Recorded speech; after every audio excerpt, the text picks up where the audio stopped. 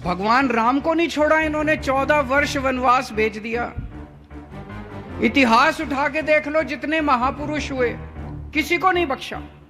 सारी असुरी शक्तियां, सारी भ्रष्टाचारी ताकतें सारी इकट्ठी हो जाती हैं और उस आदमी के पीछे पड़ जाती हैं कि इसको रोको, इसको रोको, इसको रोको। ये बच्चों को कैसे पढ़ा रहा है? बच्चे पढ़ लिख गए तो ये बच्चे बड़े होकर बड़ी दिक्कत हो जाएगी।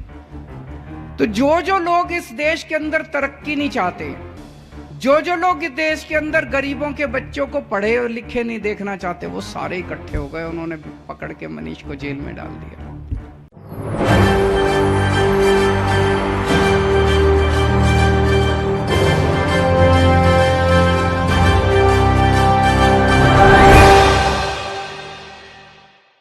अरविंद केजरीवाल लगातार शिक्षा व्यवस्था को लेकर बातचीत करते रहते हैं और ये तुलना कहीं ना कहीं आउट ऑफ कंट्रीज से करते हैं कि दिल्ली में आने वाले समय में हम ऐसा स्कूल बनाएंगे, इस तरीके से काम करेंगे, शिक्षकों को बाहर भेजेंगे और इसके साथ साथ केंद्र की सरकार को भी घेरते रहते हैं। नमस्कार, आपके साथ मैं हूं ऋतिक सविता। स्वागत है आपका SPN 9 न्यूज में। दर्शकों, आपको बता दें कि यहां पर बड़ी खबर जो है अरविंद केजरीवाल को लेकर है। अरविंद केजरीवाल जो है छात्रों से बातचीत करते हैं, बच्चों से जनसंपर्क करते हैं और अपने भाषण के दौरान कहीं ना कहीं ये वायदा करते हैं कि आने वाले समय में आपको दिल्ली के अंदर आउट ऑफ कंट्रीज जैसे विद्यालय दिखेंगे, स्कूल दिखेंगे, जिनमें आपको पढ़ने के लिए जो है बहुत अच्छी शिक्षा मिलेगी। वो ये बात भी कहते हैं कि केंद्र की सरकार जो काम नहीं कर पाई है वो काम हम आपको करके दिखाएंगे, आप जो है यहां पर हमारा साथ देते रहें। आप अरविंद केजरीवाल को सुनिए कि वो क्या कुछ कह रहे हैं। जैसे अभी आतिशी जी बता रही थी कि यहां पे पढ़ाई का स्तर इतना ऊंचा हो गया कि फ्रेंच, जर्मन, जापानीज और स्पेनिश 4 विदेशी भाषाएं पढ़ाई जाती हैं। मैं चैलेंज करता हूं, पूरे दिल्ली में जितने इतने बड़े बड़े प्राइवेट स्कूल हैं, आप उठा के देख लो, ये 4 लैंग्वेज अगर किसी और स्कूल में पढ़ाई जाती हो तो मैं अपना नाम बदल लूंगा। किसी स्कूल में नहीं पढ़ाई जाती। आपके बच्चे के स्कूल में अब सरकारी स्कूल में पढ़ाई जाती है। कितना बड़ा बदलाव आ गया। और अब इसकी बिल्डिंग भी सुधर जाएगी। अभी तक तो थोड़ी बिल्डिंग मैं देख रहा था, जैसे वो टिपिकल सरकारी स्कूल होते हैं वैसे सरकारी स्कूल टाइप बिल्डिंग है, लेकिन अभी तक विदेशी भाषाएं पढ़ा रहे थे, अब विदेशी बिल्डिंग भी बनाएंगे। जैसे अभी आतिशी जी ने कहा कि जो आपने देखी यहाँ पे इन्होंने लगा रखी है बिल्डिंग की फोटो, बनने के बाद ये स्कूल कैसा दिखाई देगा, जाने से पहले सारे जने देख के जाना। जैसा आतिशी जी बता रही थी, कोलंबिया यूनिवर्सिटी अमेरिका की यूनिवर्सिटी है, बहुत बड़ी यूनिवर्सिटी। कोलंबिया यूनिवर्सिटी जैसा स्कूल दिखाई देगा आपके बच्चों का, ऐसे लगेगा जैसे आपका बच्चा कोलंबिया यूनिवर्सिटी से पढ़ के आया है। सोचो कितना बदलाव आ गया 7-8 साल में। 8-9 साल पहले तक दिल्ली में सरकारी स्कूलों का कितना बुरा हाल था, कितना बुरा हाल था। और आज दिल्ली के अंदर सारे सरकारी स्कूल एक के बाद एक इतने शानदार होते जा रहे हैं। बच्चों के नतीजे बहुत अच्छे आ रहे हैं, बच्चों की पढ़ाई बहुत अच्छी हो गई है। पहले मजबूरी में लोग अपने बच्चों को सरकारी स्कूल में भेजते थे, लेकिन अब प्राइवेट स्कूल से भी लोग अपने बच्चों का नाम कटा कटा के सरकारी स्कूल में भर्ती करा रहे हैं। ये एक बहुत बड़े गर्व की बात है, बहुत बड़ी क्रांति आई है। जब हमारा देश आजाद हुआ था 1947 में, तब ज्यादा प्राइवेट स्कूल नहीं होते थे, सरकारी स्कूल होते थे। तो जितने IAS IPS अफसर भी बनते थे वो भी सरकारी स्कूलों के ही पढ़े होते थे। जितने बड़े बड़े वैज्ञानिक बनते थे वो भी सरकारी स्कूलों के ही पढ़े होते थे। जितने बड़े बड़े अरबपति वगैरह बनते थे वो भी उनमें से भी कई सरकारी स्कूलों के पढ़े होते थे। लेकिन आजादी के बाद से बड़ी तेजी के साथ, मैं तो समझता हूं षड्यंत्र के तहत, बड़ी तेजी के साथ सरकारी स्कूलों का बेड़ा गर्क कर दिया गया और बहुत बड़े स्तर के ऊपर प्राइवेट स्कूल बनते गए पूरे देश भर में।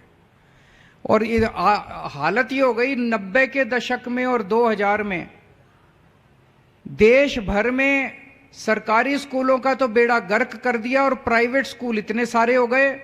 प्राइवेट स्कूलों ने लूट मचा दी, जब मर्जी फीस बढ़ा देते थे, जब मर्जी कुछ भी पैसे लूट। सारे प्राइवेट स्कूल खराब नहीं है, पर कई स्कूल जो हैं उन्होंने लूट मचा रखी थी।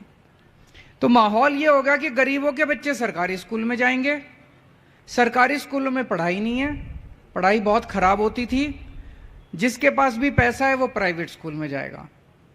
जो गरीब का बच्चा सरकारी स्कूल में पढ़ेगा, और सरकारी स्कूल में पढ़ाई नहीं है तो बड़ा होकर उसका कोई कैरियर नहीं है, वो भी अपने माँ बाप की तरह कुछ छोटा मोटा काम करके वो भी गरीब रह जाएगा।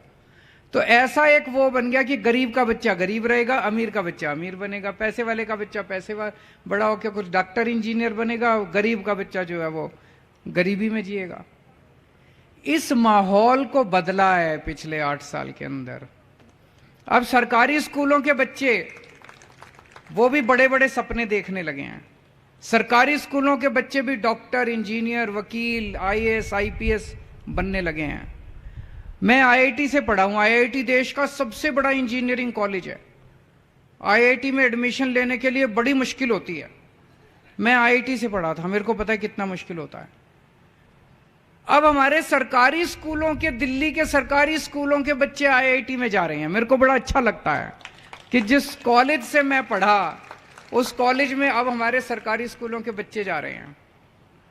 अब हमारे सरकारी स्कूलों के बच्चे ऑल इंडिया मेडिकल में एडमिशन, ऑल इंडिया मेडिकल का सबसे बड़ा कॉलेज है, वहां पे एडमिशन ले रहे हैं। तो बहुत बड़ी क्रांति आई है ये। और पिछले 8 साल के अंदर दिल्ली में ये जो क्रांति आई है, इस क्रांति के पीछे एक ही शख्स है, मनीष सिसोदिया।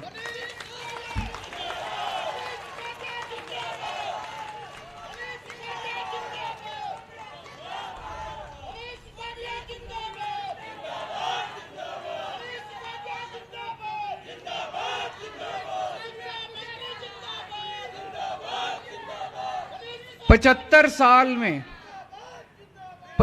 साल में जो धीरे धीरे करके सरकारी स्कूलों का बेड़ा गर्क किया गया।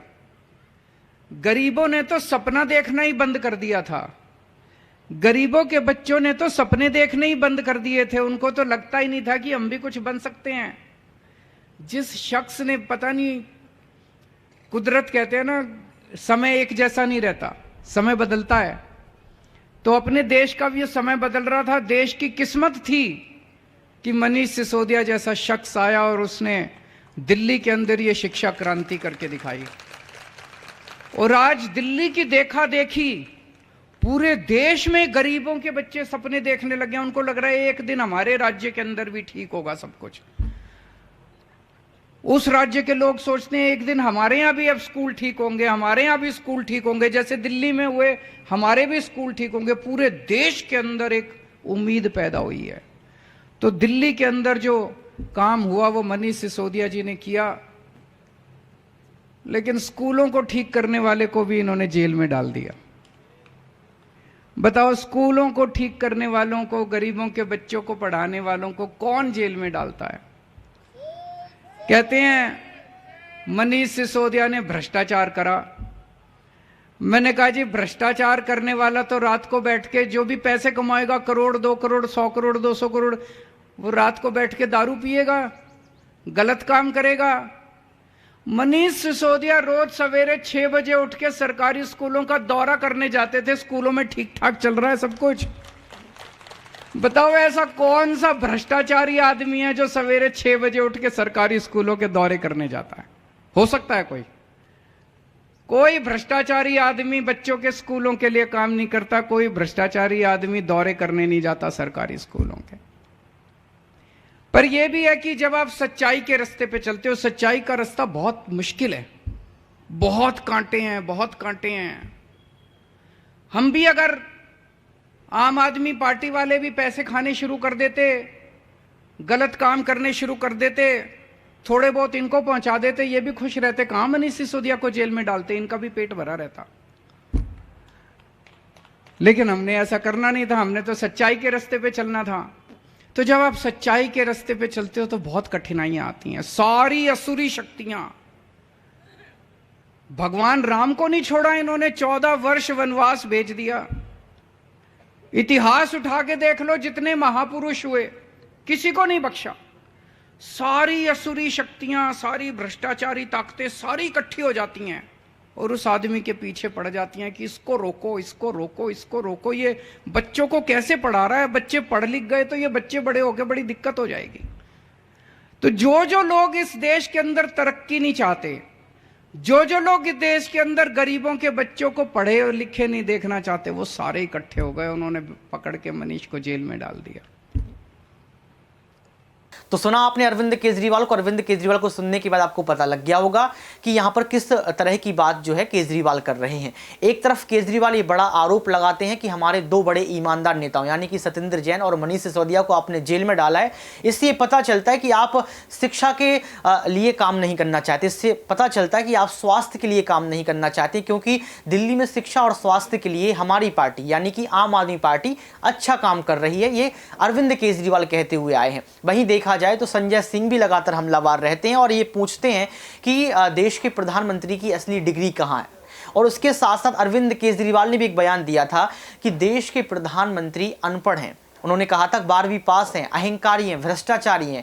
ये भी कहा था कि मैंने अपने इतिहास में कभी नहीं देखा इस तरीके का प्रधानमंत्री। और इसके बाद जब वो शिक्षा व्यवस्था की बात करते हैं, आपने जो वीडियो सुना उससे ये पता चलता है कि वो किस तरीके के दिल्ली मॉडल को प्रस्तुत करना चाहते हैं। लेकिन दर्शकों, मैं आपसे पूछना चाहता हूं कि अरविंद केजरीवाल जो दावा ठोक रहे हैं क्या वो पूरा होगा? क्योंकि कई बार अरविंद केजरीवाल अपने किए हुए वायदों को भूल जाते हैं। जो दावा ठोकते हैं वो भूल जाते हैं, फिर बाद में जब मीडिया उनसे सवाल पूछती है तो वो कहते हैं कि मैंने ये बात कब बोली, यानी कि खुद की क्लिप्स को वो भूल जाते हैं। लेकिन दर्शकों, अब ये आपको बताना होगा कि अरविंद केजरीवाल की शिक्षा व्यवस्था का मॉडल अच्छा है या फिर केंद्र की सरकार की शिक्षा व्यवस्था का मॉडल अच्छा है। आज के लिए सिर्फ इतना ही। देखते रहिए SPN9 न्यूज।